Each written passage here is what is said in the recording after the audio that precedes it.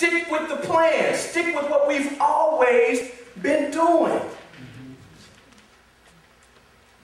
I can't place it upon myself and say I'm the Lord and just start adding to what the Lord has already given us.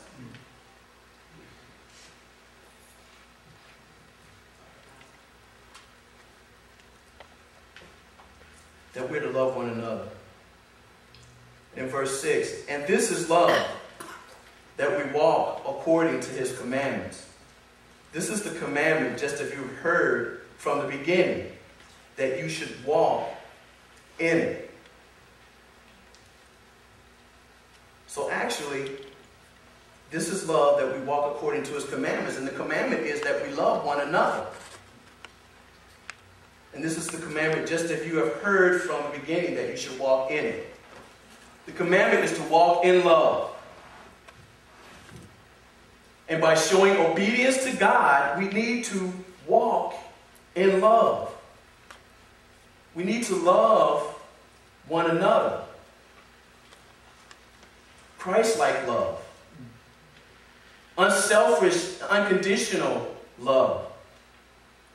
Me, myself personally, I have a long way to go and I got a lot of work to do. I have a long way to go and a lot of work to do. And I don't know if there are others out there. Maybe everybody's, doing that unconditional, unselfish love. And that's a blessing.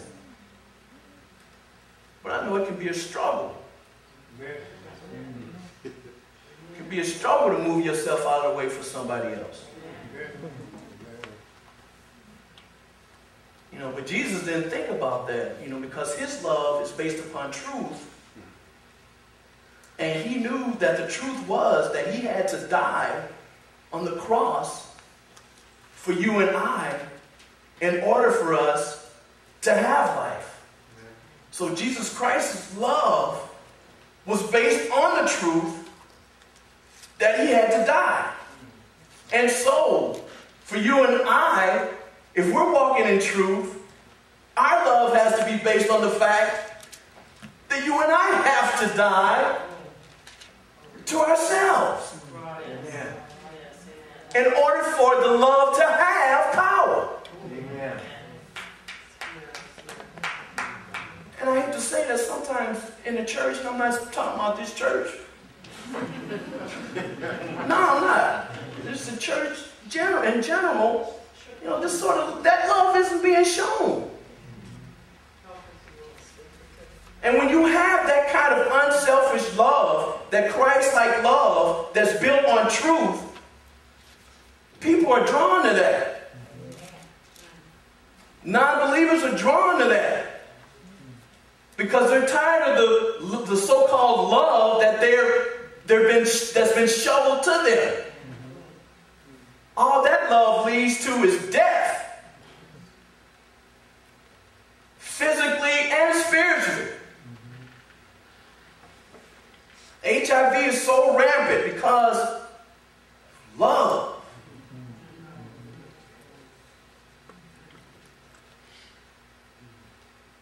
People are getting beat up. Domestic violence because, forgive me, I love you. I didn't mean to beat you like that, but I love you. Please forgive me. That's not love based on truth. That's love based on a lie. Because it's not love. Amen? Amen. So the distinction of Christian love is based on truth. And in truth, we have to love one another because it's the commandment of God.